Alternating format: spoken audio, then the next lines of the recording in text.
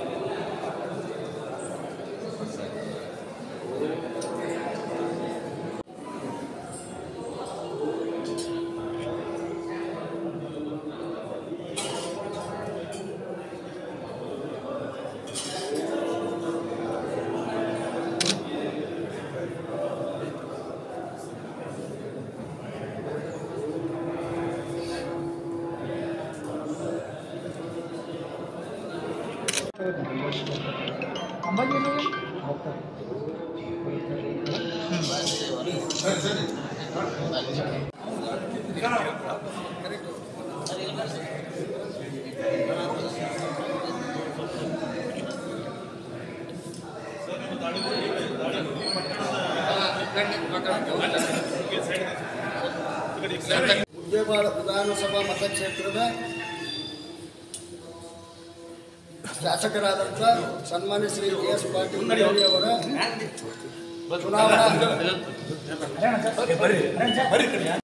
ಚುನಾವಣಾ ಪ್ರಚಾರ ತಾಳಿಕೋಟೆಯ ಶ್ರೀ ಕಾಸ್ಕಟೇಶ್ವರ ಮಠದ ಆರಾಧ್ಯ ದೈವವಾದಂಥ ಕಾಸ್ಕಟ್ ಸ್ವಾಮಿಗಳಿಗೆ ಮಹಾಪೂಜೆ ಮಾಡುವುದರ ಮುಖಾಂತರ ಇವತ್ತಿನಿಂದ ತಾಳಿಕೋಟೆಯಲ್ಲಿ ಚುನಾವಣಾ ಪ್ರಚಾರಕ್ಕೆ ಚಾಲನೆ ನೀಡಲಾಗುವುದು. ಆ ನಿಮಿತ್ತವಾಗಿ ತಾಳಿಕೋಟೆ ಪಟ್ಟಣಕ್ಕೆ ಆಗಮಿಸಿದಂಥ ಅಭಿವೃದ್ಧಿಯ ಅಧಿಕಾರರು, ಜನಪ್ರಿಯ ಶಾಸಕರು ಆದಂಥ ಸನ್ಮಾನ್ಯ ನಳಹಳ್ಳಿ ಸಾಹೇಬರಿಗೆ ತಾಳಿಕೋಟೆಯ ಸಮಸ್ತ ಭಾರತೀಯ ಜನತಾ ಪಕ್ಷದ ಎಲ್ಲ ಕಾರ್ಯಕರ್ತರು ಎಸ್ ಪಾಟೀಲ್ ನಳಹಳ್ಳಿ ಸಾಹೇಬರ ಅಭಿಮಾನಿ ಬಳಗದ ವತಿಯಿಂದ ಅವರಿಗೆ ತುಂಬ ಹೃದಯದ ಸ್ವಾಗತವನ್ನು ಕೋರ್ತಾ ಇದ್ದೇನೆ.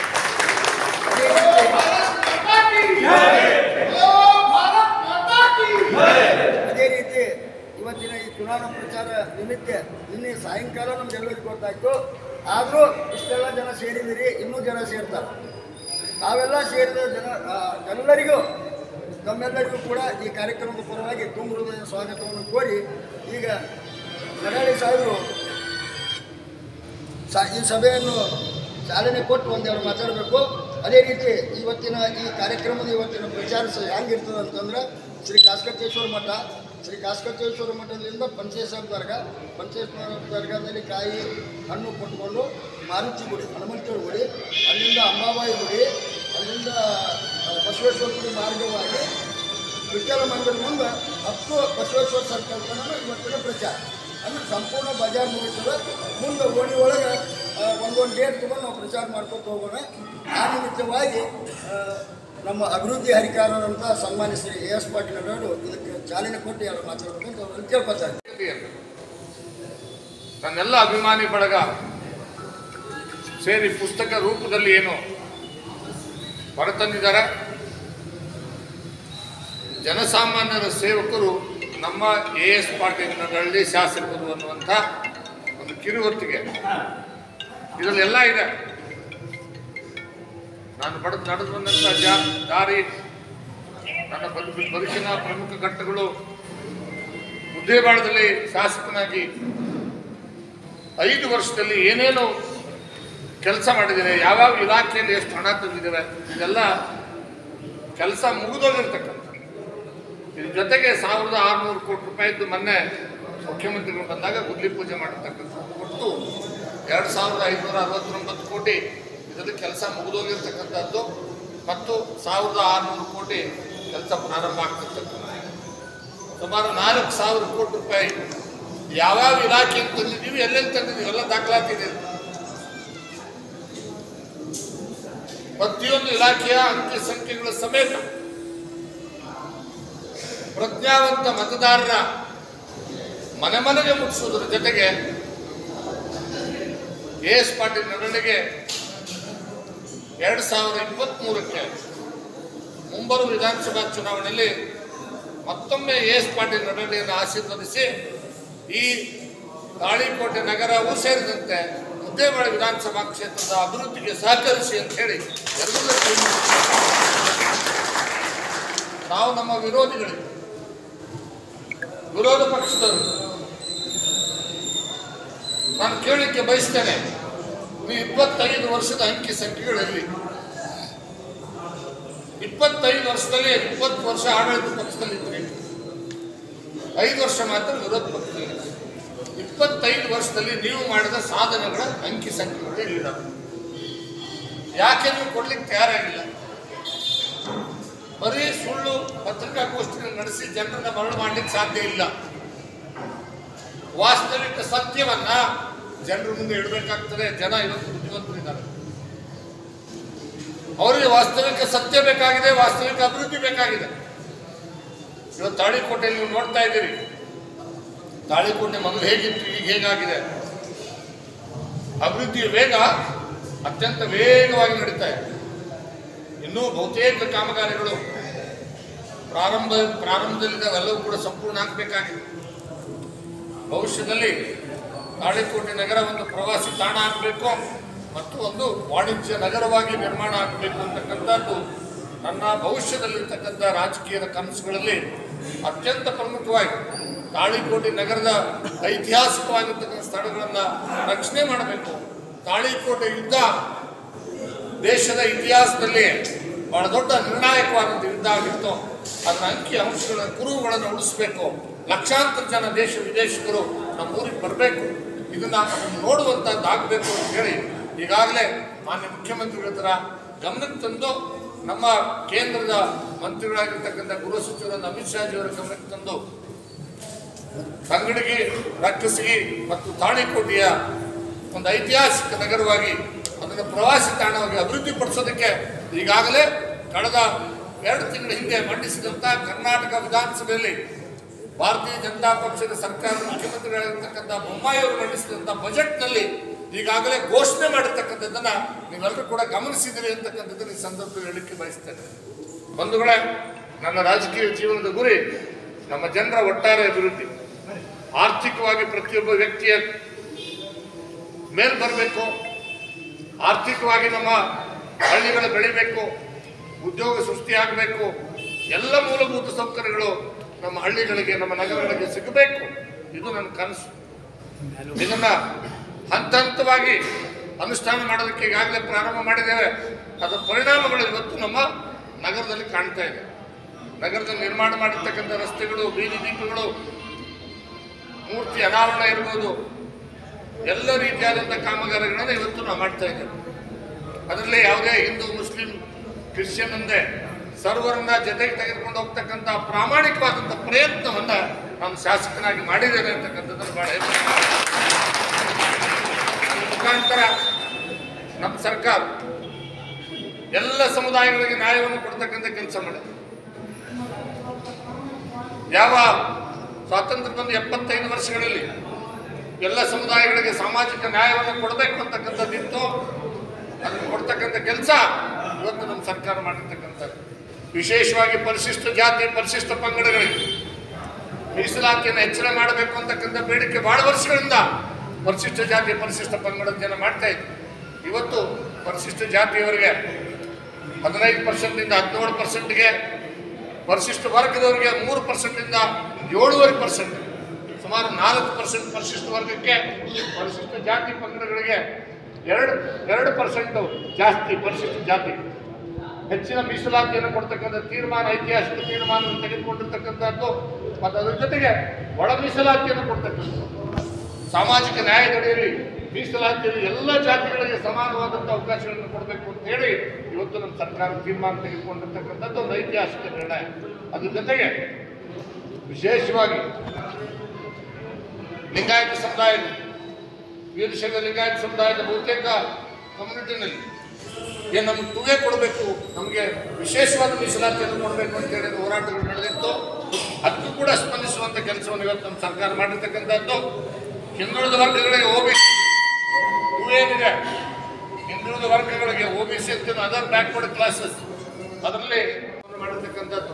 ಮರಾಠ ಸಮುದಾಯಗಳಿರ್ಬೋದು, ಆಮೇಲೆ ವಿಶ್ವಕರ್ಮ ಸಮುದಾಯ ಇರ್ಬೋದು, ಹೂಗಾರ್ ಸಮುದಾಯ ಇರ್ಬೋದು, ಕಂಬಾರ್ ಸಮುದಾಯ ಇರ್ಬೋದು, ಹಡಪದ ಸಮುದಾಯ ಇರ್ಬೋದು, ನದಾಫ್ ಸಮುದಾಯ ಇರ್ಬೋದು, ಬಹಳಷ್ಟು ಸಮುದಾಯಗಳಿಗೆ ಅಭಿವೃದ್ಧಿ ನಿಗಮಗಳನ್ನು ಮಾಡೋದ್ರ ಮುಖಾಂತರ ಆಯಾ ಸಮುದಾಯಗಳಿಗೆ ನ್ಯಾಯ ಕೊಡುವಂಥ ಕೆಲಸವನ್ನು ಇವತ್ತು ನಮ್ಮ ಸರ್ಕಾರ ಮಾಡಿರ್ತಕ್ಕಂಥದ್ದು.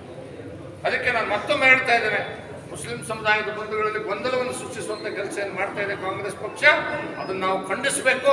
ಮುಸ್ಲಿಂ ಸಮುದಾಯಕ್ಕೆ OBCನಲ್ಲಿ ಮತ್ತು ಅದರ್ಸಲ್ಲಿ 10% OBCನಲ್ಲಿ ಇರ್ತಕ್ಕಂಥ ಮೀಸಲಾತಿಯನ್ನು ಮುಂದುವರಿಸತಕ್ಕಂಥ ಕೆಲಸವನ್ನು ನಮ್ಮ ಸರ್ಕಾರ ಮಾಡಿದೆ. ಯಾವುದೇ ಸಮಾಜಕ್ಕೆ, ಯಾವುದೇ ಏನು ಕಮ್ಯುನಿಟಿಗೆ ಅನ್ಯಾಯ ಮಾಡಿಲ್ಲ. ಎಲ್ಲರನ್ನ ಜೊತೆಗೆ ತೆಗೆದುಕೊಂಡು ಹೋಗ್ತಕ್ಕಂಥ ಕೆಲಸವನ್ನ ಇವತ್ತು ಭಾರತೀಯ ಜನತಾ ಪಕ್ಷದ ಸರ್ಕಾರ ಮಾಡಿದೆ. ಅದನ್ನು ನಾವೆಲ್ಲರೂ ಕೂಡ ಜೋರಾಗಿ ಸ್ವಾಗತ ಮಾಡ್ತೇವೆ. ಭವಿಷ್ಯದಲ್ಲಿ ಬರ್ತಕ್ಕಂಥ ಚುನಾವಣೆ ನಾನು ವಿಶ್ವಾಸದಲ್ಲಿ ಮಾತನಾಡಲಿಕ್ಕೆ ಬಯಸ್ತೇನೆ.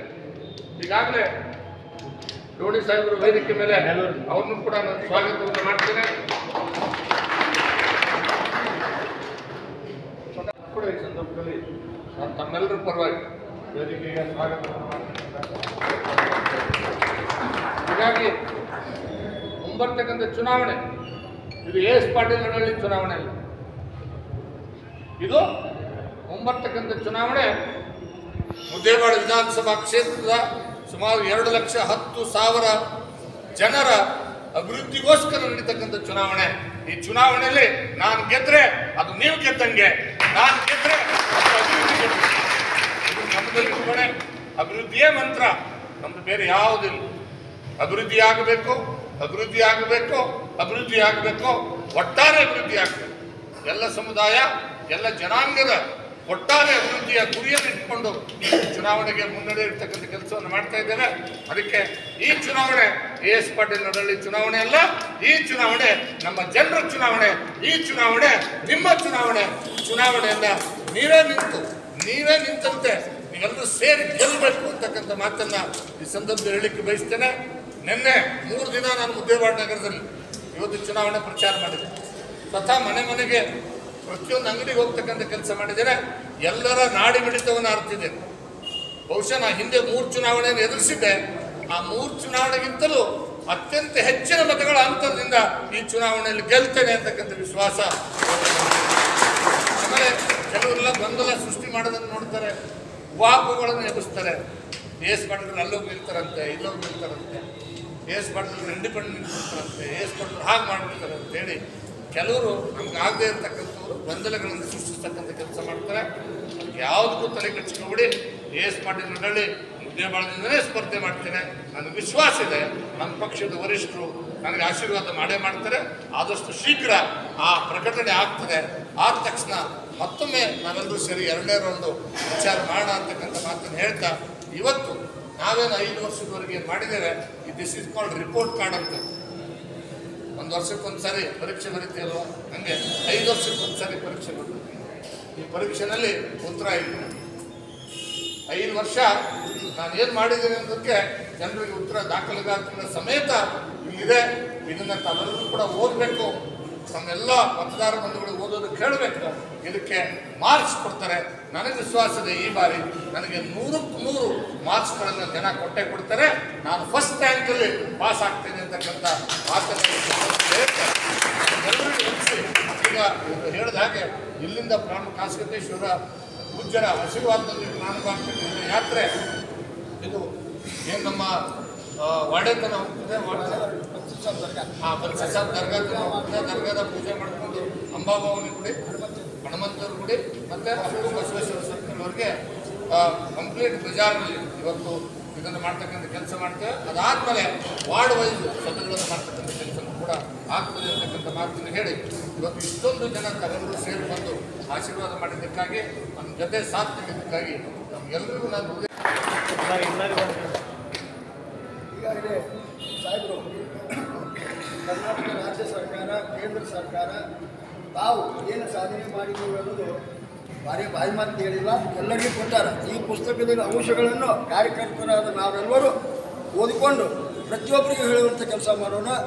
ಮತ್ತು ಇನ್ನೊಂದು ವಿಷಯ ತಮ್ಮ ಗಮನಕ್ಕೆ ತರ್ತೀನಿ. ಈ ಚುನಾವಣೆ ದಿವಸಗಳಿಗೆ ಇವತ್ತಿಂದ ನಾವು ಚಾಲನೆ ಕೊಟ್ಟುಬಿಟ್ಟೆವು. ಕೆಲವೇ ದಿನಗಳಲ್ಲಿ ಆಫೀಸ್ ಪ್ರಾರಂಭ ಮಾಡ್ತೀವಿ. ಈ ಚುನಾವಣಾ ಸಮಯದೊಳಗೆ ಟೈಮ್ದೊಳಗೆ ಸಾಹೇಬ ನಾನು ಫೋನ್ ಹಚ್ಚಿಲ್ಲ ದಯವಿಟ್ಟು ಯಾರು ತಿಳ್ಕೊಬಾರ್ದು. ಯಾಕಂದರೆ ಟೈಮೇ ಇರೋಂಗಿಲ್ಲ. ಯಾರೊಬ್ಬರು ಅವ್ರ ಹಾಲು ಹೇಳೋದಿಲ್ಲ. ಒಂದೇ ಸೆಂಟೆನ್ಸ್, ನಾವೆಲ್ಲರೂ ವರ ನೋಡಿ ಹೆಣ್ಣು ಕೊಡುವಂತೇಳಿ ನಾಟಕ ತರಕಾರಿ ಮಾರ್ಕೆಟ್ನಾಗಿ ನೋಡಿರ್ಬೇಕ್ರಿ. ನೋಡಿದ್ರಿ ಏನು ನಾಟಕ ಹೆಸರು? ವರ ನೋಡಿ ಹೆಣ್ಣು ಕೊಡು. ನಾನು ಈಗ ಹೇಳಕತ್ತೀನಿ ನಿಮ್ಮ ಮುಂದೆ, ಎಸ್ ಪಾಟೀಲ್ ನಡಳ್ಳಿ ಇವರು ಮಾಡಿದಂಥ ಕೆಲಸ ನೋಡಿ ಮತ ಕೊಡು. ಭಾಳ ದೊಡ್ಡದ ಇವರು ಮಾಡಿದ ಕೆಲಸ ಭಾಳ ದೊಡ್ಡದ. ನಾನು 2-3 ಎಕ್ಸಾಂಪಲ್ ಹೇಳ್ತೀನಿ. ಇವರು ಯಾರಿಗೆ ಸಹಾಯ ಮಾಡೋ ಮುಂದೆ ಮುಸ್ಲಿಮ್ರು ಹಿಂದೂ ಅಂತೇಳಿ ನೋಡಿಲ್ಲ. व्यापारी कंप्लीट बढ़ेगा डोड़ी की बह कर गया था, उसको 4-5 दिन तक ऑफिसर्स पर प्रेशर लाकर उस लाश को ढूंढ कर निकाले और नडली साहब गवर्नमेंट से 5 लाख रुपए उसको दिलवाए और उस वक्त ये नहीं देखा कि मुसलमान है, ये नहीं देखा कि मुसलमान है, सिर्फ ये देखा कि एक इंसान है, हमारा भाई है, उसको कुछ ना कुछ मदद दिलाना चाहिए बोलकर जो है ना उन्होंने उसको मदद दिलाए. ये एक बेहतरीन एग्जाम्पल है. हाँ एक नहीं है, बहुत से हैं, कितने लगे तो जाना लंबी लिस्ट. और एक दूसरी मिसाल मुस्लिम समाज को किए हुए वो जो मैं बता रहा हूँ, क्योंकि वो बीजेपी है, हिंदू है, ये सोच कर जो है ना नहीं चलना चाहिए. ये एक अच्छे इंसान है और कभी भी रात के 12 बजे फ़ोन करो हाजिर है. और एक दूसरी मिसाल बागलकोट का एक पेशेंट, उसको हार्ट का बच्चा था, वहाँ 3 साल का बच्चा था, वहाँ उनको कोई मदद नहीं मिली. वहाँ के एमएलए उनको नहीं लगा लिया. वो यहाँ आए, उनके रिश्तेदार हैं. वो यहाँ आने के बाद उन्होंने नडली साहब ने उसको सरकार की तरफ से 2 लाख और अपने जेब की तरफ से 1 लाख 3 लाख का जो है ना हमें जब वोट डालते हैं ये नहीं सोचना चाहिए, हरगिज़ नहीं सोचना चाहिए कि ये फला पार्टी के हैं, फला जात के हैं, फला मजहब के नहीं. एक अच्छे इंसान है, हमदर्द है, कौम से मिलने से जो है इनकी हमदर्दी है. इसलिए हम सब मिलकर, हिंदू मुस्लिम सिख सब मिलकर जो है ना इनको चुन कर लाएंगे. और अब हमें ये समझना चाहिए कि नडली साहब नहीं बल्कि KM इलेक्शन को खड़े. किस तरह अपने इलेक्शन के लिए रात दिन मेहनत करता है, वैसे ही हम नडली साहब को ये आश्वासन देते हैं कि हम रात दिन मेहनत करके आपको चुन कर ला के रहेंगे. और हमें यकीन है कि आप चुन कर आने के बाद जब भी जहाँ भी बुलाएंगे वो आएंगे. मैं हमेशा इनसे दोहराता हूँ, जो वादा किया है निभाना पड़ेगा. जो वादा किया है निभाना पड़ेगा. जब भी हम पुकारें तुमको आना होगा. ये हमें पूरा भरोसा है और इस भरोसे के साथ हम सब मिलकर इनको अच्छे नंबरात से, अच्छे वोटों से चुनकर लाएंगे और चुनकर आएंगे. ये हमें पूरा यकीन है. शुक्रिया.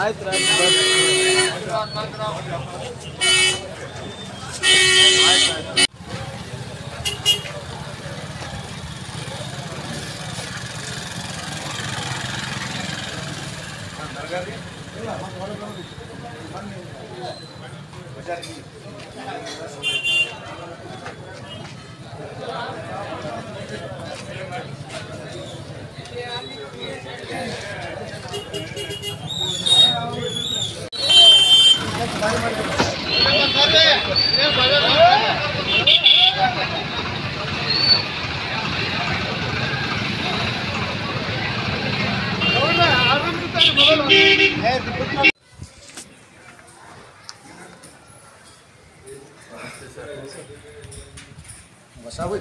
Hai. Hai lại. Masawi.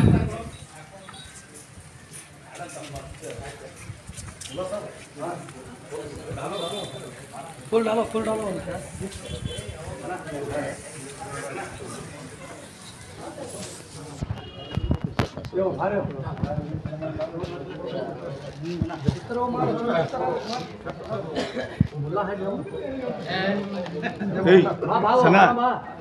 ಅಲ್ಲಿ ಬೇಕಲ್ಲ ಅಲ್ಲಿ ಗುಡಿಗೆ ಅದಾವ ಬೇರೆ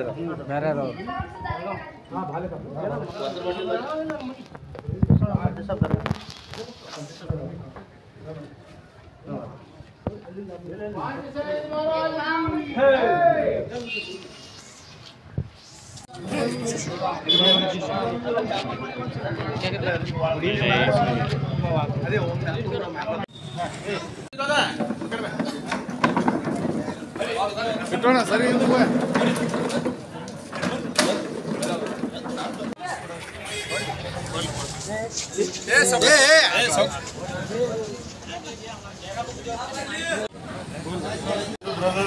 ಅಲ್ರಿ ಅಶೋಕನ ಕಡೆ ಕೊಡ್ತೀವಿ ಅಲ್ಲಿ ನಾವು ಫೋಟೋ ಹೊಡಿತಾರೆ ಸಾಹೇಬ್ರ ಭಾಳ ಆಕ್ಟಿವ್ ರೀ ಅಶೋಕ